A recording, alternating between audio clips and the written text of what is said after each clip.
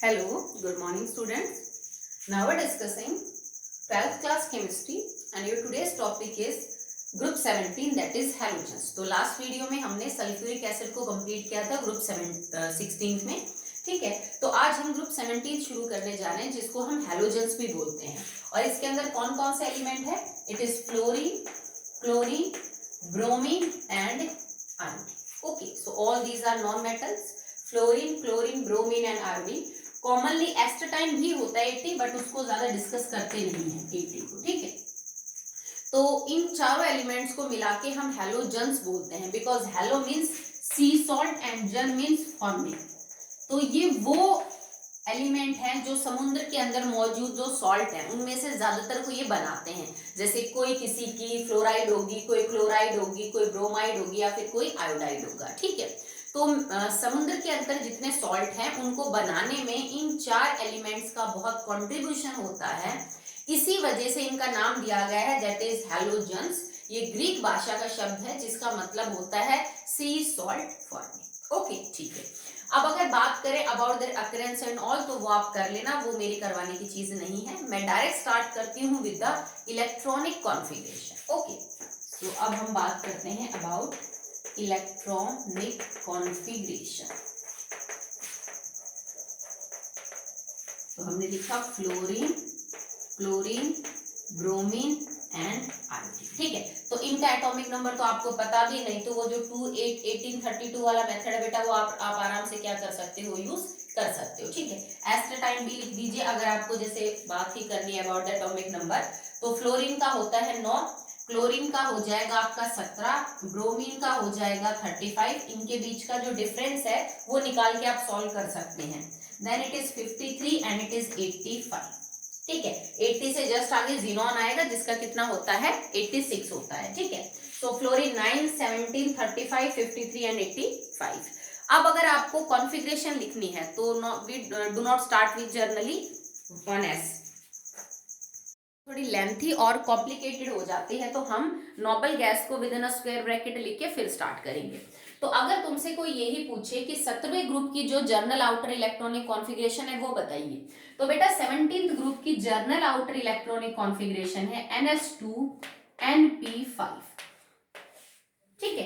कि s के अंदर 2 इलेक्ट्रॉन भरे होंगे, मतलब इसकी जो वैलेंस शेल एक्चुअली में 2 है। एक तो आपकी कौन सी हो जाएगी s और एक कौन सी हो जाएगी p। s भरा हुआ मिलेगा, ठीक है, और p के अंदर 5 इलेक्ट्रॉन मिलेंगे। अब ऑब्वियस सी बात है कि 1p तो होता नहीं है, और मैंने दोनों जो n है वो सेम ही ले रखे हैं। इसका मतलब अगर 1p पॉसिबल नहीं है तो ये जो आपके पास n है ये आपका 2 से स्टार्ट होगा, ठीक है।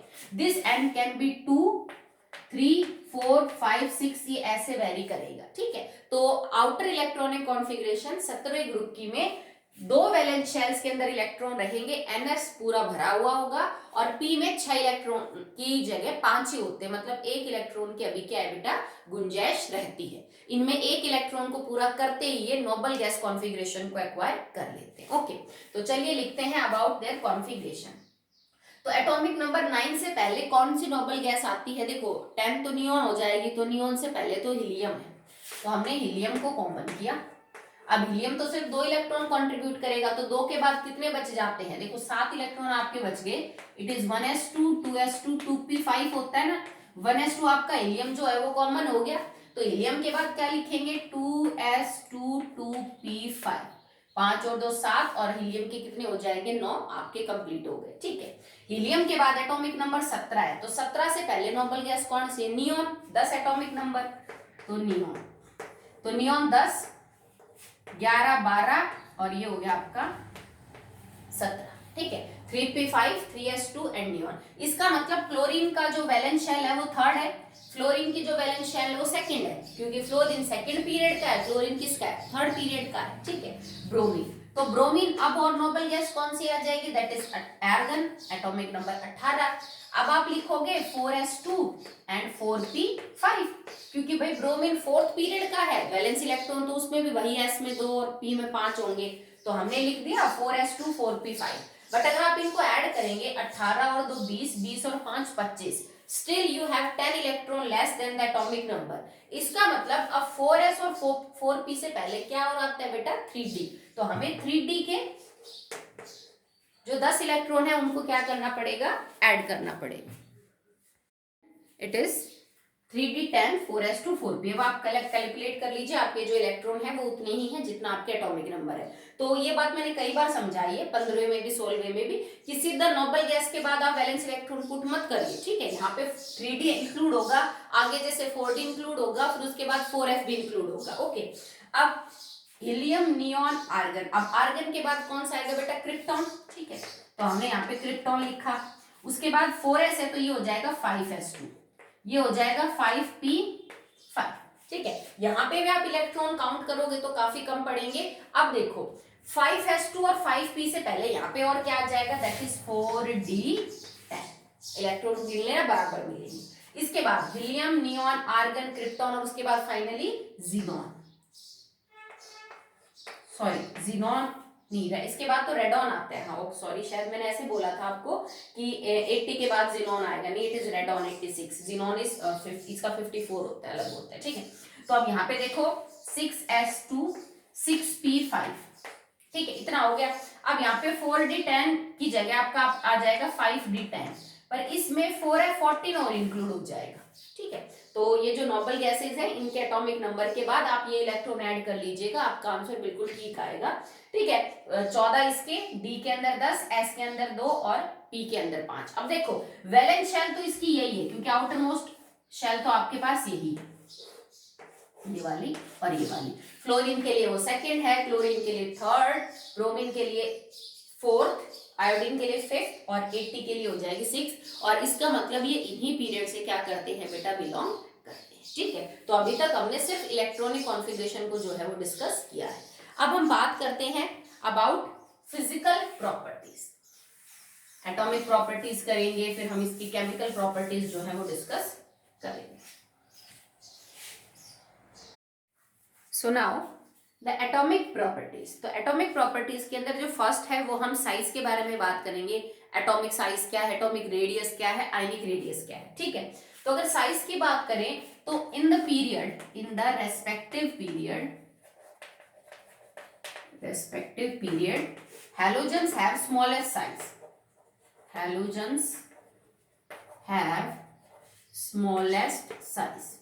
सबसे छोटा साइज होता है हेलोजन्स का। रीजन आपको पता है भाई, जब हम लेफ्ट टू राइट जाते हैं तो इफेक्टिव न्यूक्लियर चार्ज बढ़ेगा, उस वजह से साइज घटेगा। पर इनके बाद जो नोबल गैस आती है वो तो पीरियड में सबसे बड़ी होती है, ठीक है। क्यों? क्योंकि नोबल गैसेस के अंदर जो रेडियस है ना, जो वो है वंडरवाल रेडियस, जो सबसे बड़ी होती है, क्योंकि उनके बीच में कोई बॉन्ड नहीं बनता। तो उसके बाद हेलोजन्स ही हैं जो सबसे छोटे होते हैं किसी भी पीरियड में। उनके जस्ट बाद जो नोबल गैस आती है वो पीरियड में सबसे बड़ी होती है, ठीक है। क्योंकि हेलोजन्स में वो कोवलेंट रेडियस है, जबकि उसमें नोबल गैसेस में वो वंडरवाल रेडियस है। तो वंडरवाल रेडियस हमेशा बड़ी होती है, सबसे बड़ी होती है इवन, ठीक है, और कोवलेंट रेडियस सबसे छोटी होती है, इसलिए ये अपने पीरियड में सबसे छोटे हैं। अगर आप इनकी बात करो ग्रुप में, तो फ्लोरीन से बड़ा क्लोरीन, क्लोरीन से बड़ा ब्रोमीन, ब्रोमीन से बड़ा आयोडीन, एंड नीचे एस्टेटाइट। नॉर्मल ट्रेंड है, कुछ भी रेगुलर नहीं है, ठीक है। Ionisation energy. आयोनाइजेशन एनर्जी वो अमाउंट ऑफ एनर्जी है जो आप किसी गैसियस आइसोलेटेड एटम को देते हो ताकि वो अपना इलेक्ट्रॉन बाहर कर सके, ठीक है। अब ये तो सारे के सारे नॉन मेटल है और हाईली इलेक्ट्रोनेगेटिव है, तो इनमें तो बिल्कुल भी टेंडेंसी नहीं होती ना कि इलेक्ट्रॉन को दे, क्योंकि because they are short of one electron from noble gas configuration, ठीक है। अगर आप इनकी कॉन्फिगरेशन जो अभी हमने लिखी तो सबके अंदर 7-7 इलेक्ट्रॉन है पी में, ठीक है। जैसे हमने कॉन्फिगरेशन लिखी थी NH2NP5, तो 5 और इसमें जैसे 6 हो सकते, सॉरी 7 पी में नहीं, टोटल वैलेंस इलेक्ट्रॉन में 7 है, मतलब एक ही इलेक्ट्रॉन चाहिए अपना ऑक्टेट पूरा करने के लिए। तो they have strong tendency to gain electron, not to lose electron, ठीक है। तो अगर किसी एलिमेंट में इलेक्ट्रॉन को लूज करने की टेंडेंसी नहीं है तो इसका मतलब उसकी आयोनाइजेशन एनर्जी बहुत हाई मिलेगी। इसका मतलब अगर आपको इलेक्ट्रॉन निकालना है इनमें से तो आपको बहुत ज्यादा एनर्जी जो है वो क्या करनी पड़ेगी बेटा, यहाँ पे सप्लाई करनी पड़ेगी, ठीक है। So they have high ionisation energy because they prefer to gain electron, not to lose, not to lose। Because एक इलेक्ट्रॉन कम है तो वो चाहते हैं कि उसी को लेके अपना ऑक्टेट पूरा कर ले बजाय कि देने के, तो इनकी अच्छी खासी मिलेगी, ठीक है। पर अगर आप इनको ग्रुप से कंपैरिजन करें तो फ्लोरीन से, क्योंकि क्लोरीन का साइज बड़ा है और आयोनाइजेशन एनर्जी साइज के इनवर्सली प्रोपोर्शनल होती है, तो फ्लोरीन से कम आयोनाइजेशन एंथैल्पी हो जाएगी इसकी, क्लोरीन की क्लोरीन से कम, ब्रोमीन की ब्रोमीन से कम, आयोडीन की, ठीक है। मतलब अगर आप इनको लास्ट वाले ग्रुप से कंपेयर करें ऑक्सीजन वाले से, तो उनसे तो इनकी ज्यादा मिलेगी क्योंकि इनका साइज छोटा है, पर ग्रुप में ऊपर से नीचे जब आप आओगे तो साइज बढ़ेगा, तो इसका मतलब इनकी आयोनाइजेशन एंथैल्पी घटेगी। नॉर्मल, कुछ भी एक्सेप्शनल ट्रेंड इसके अंदर देखने को नहीं मिलेगा, ठीक है। आगे देखिए बेटा, जो थर्ड प्रॉपर्टी है जिसके अंदर आपको वेरिएशन मिलेगा वो है इलेक्ट्रॉन गेन एंथैल्पी।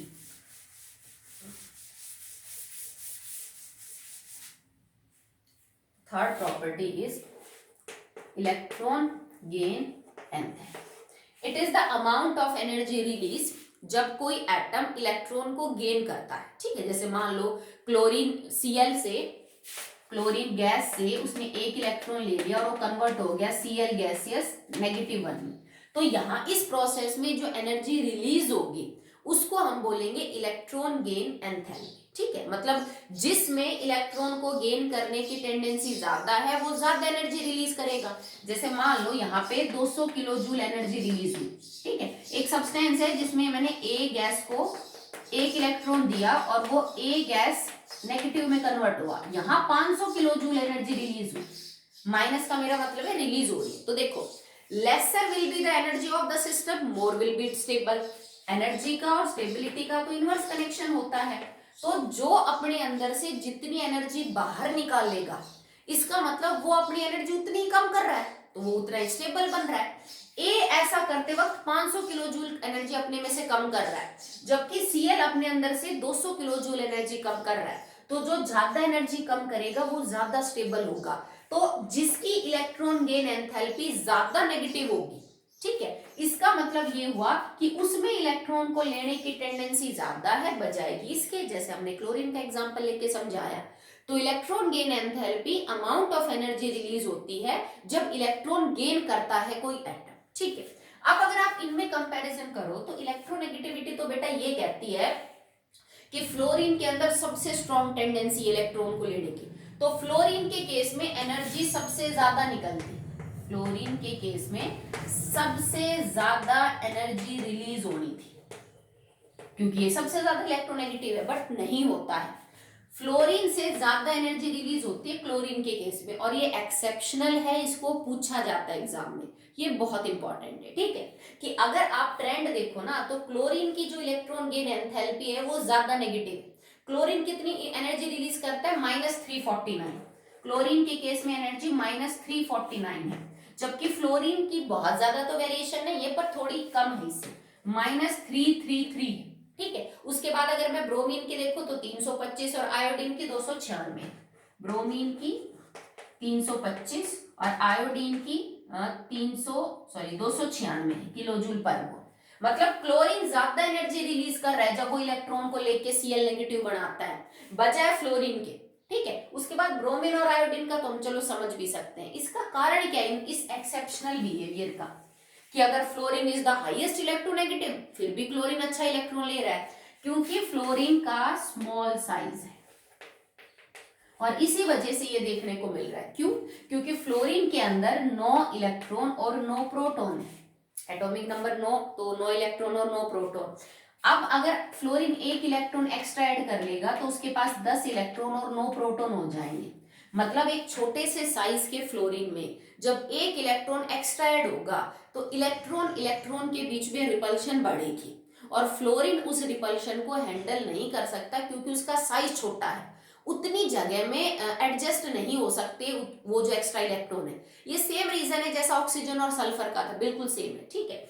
तो फ्लोरीन का साइज छोटा होने की वजह से वो एक्स्ट्रा इलेक्ट्रॉन को प्रॉपरली नहीं पकड़ के रख सकता, उसमें रिपल्शन बढ़ जाएगी, रिपल्शन बढ़ते वैसी एनर्जी बढ़ जाती है तो स्टेबिलिटी कम हो जाएगी। तो फ्लोरीन नहीं चाहता उतना स्ट्रांगली इलेक्ट्रॉन को लेना, क्लोरीन ऐसा कर सकता है। क्यों? क्योंकि फ्लोरीन के कंपैरिजन में क्लोरीन का साइज बड़ा है, क्लोरीन उस आने वाले इलेक्ट्रॉन को जगह दे सकता है रिपल्शन को भी कम करके, वो रिपल्शन को सहन कर लेगा और इलेक्ट्रॉन को अकोमोडेट कर लेगा, ठीक है। तो इसका मतलब क्लोरीन एनर्जी ज्यादा रिलीज करता है जब वो इलेक्ट्रॉन को लेता है बजाय के फ्लोरीन के, क्योंकि फ्लोरीन का साइज छोटा है, रिपल्शन बढ़ जाएगी। फिर उसके बाद ब्रोमीन का साइज और बढ़ जाता है, उसके बाद आयोडीन का साइज और बढ़ जाता है। तो इसका मतलब ये नहीं करोगे आप कि साइज बढ़ने से तो रिपल्शन कम होगी, एनर्जी ज्यादा रिलीज होनी थी, नहीं बेटा। अगर तुम्हारे एटम का साइज बढ़ रहा है तो आने वाले इलेक्ट्रॉन को न्यूक्लियस ढंग से पकड़ नहीं पाता। देखो, एक तो इस साइज के अंदर इलेक्ट्रॉन आए, एक इस साइज के अंदर इलेक्ट्रॉन आए, एक इस साइज में और एक इस साइज में, तो न्यूक्लियस से बाहर वाला इलेक्ट्रॉन जितनी दूर होगा न्यूक्लियस की पकड़ उतनी ही कमजोर होगी उस पे। तो आने वाले इलेक्ट्रॉन को जब न्यूक्लियस प्रॉपरली होल्ड ही नहीं कर पाएगा तो ब्रोमीन क्यों जाएगा एक इलेक्ट्रॉन लेना, क्योंकि उसको पता है मैं पकड़ के तो रख नहीं सकता इसको ढंग से। आयोडीन क्यों जाएगा एक इलेक्ट्रॉन लेना, ठीक है। मतलब बढ़ते हैं, Br नेगेटिव भी बनेगा, I नेगेटिव भी बनेगा, पर इनके चांस कम है बजाय इनके, या फिर यूं समझ लो इनका नेगेटिव आयन में होना कम स्टेबल है बजाय इनके, क्योंकि इनका साइज इतना बड़ा है कि ये आने वाले नेगेटिव चार्ज को प्रॉपरली होल्ड करके नहीं रख सकता, ठीक है। तो सबसे ज्यादा इलेक्ट्रॉन गेन एंथैल्पी किसमें बाहर निकलेगी, इसमें, फिर इसमें कम हो जाएगी, फिर कम, फिर कम, ठीक है। तो मैथमेटिक्स की फॉर्म में देखिए तो ये चीज सबसे बड़ी है आपकी, ये फिर उससे कम, ये फिर उससे कम, फिर ये उससे कम। नेगेटिव साइन से मेरा मतलब है एनर्जी रिलीज हो रही है। ओके, चलिए अब नाउ लास्ट एटॉमिक प्रॉपर्टी आपके पास बचती है, दैट इज इलेक्ट्रोनेगेटिविटी, जिसमें हैलोजेंस एक्सीड करते हैं। इलेक्ट्रोनेगेटिविटी, तो इलेक्ट्रोनेगेटिविटी के अंदर अगर आप देखें तो इलेक्ट्रोनेगेटिविटी में फ्लोरीन ने टॉप किया है। फ्लोरीन की हम 4 इलेक्ट्रोनेगेटिविटी मानते हैं जो कि हाईएस्ट है पीरियोडिक टेबल में, ठीक है। तो मतलब 16वें 15वें ग्रुप से तो इनकी ज्यादा ही है, क्योंकि नाइट्रोजन की थी 3, ऑक्सीजन की थी 3.5 और अब हमारे पास क्लोरीन की हो गई 4। मतलब अपने ग्रुप में तो ये घटेगी इलेक्ट्रोनेगेटिविटी जैसे जैसे आपका जो साइज है वो बढ़ेगा, बट पीरियड के अंदर इलेक्ट्रोनेगेटिविटी बढ़ती है। रीजन कोई पूछे तो इफेक्टिव न्यूक्लियर चार्ज बढ़ रहा है, साइज बढ़ रहा है, जिस वजह से इलेक्ट्रोनेगेटिविटी बढ़ेगी। बट अगर आप टॉप टू बॉटम की बात करें तो फ्लोरीन की अगर 4 है तो क्लोरीन की 3 है, फिर और नीचे कम हो जाएगी, फिर और नीचे कम हो जाएगी। मतलब जैसे जैसे साइज बड़ा होगा इलेक्ट्रॉन को होल्ड करने की, उसको अट्रैक्ट करने की टेंडेंसी कम हो जाएगी। तो ग्रुप में तो घटती है electronegativity, but along the period बढ़ रही है, और पीरियड में फ्लोरीन की हाईएस्ट है अपनी, ठीक है। बाकी क्लोरीन की हाईएस्ट है, देन ब्रोमीन और आयोडीन की हाईएस्ट होती है। Okay, so that will be all in the atomic properties of halogens. Okay.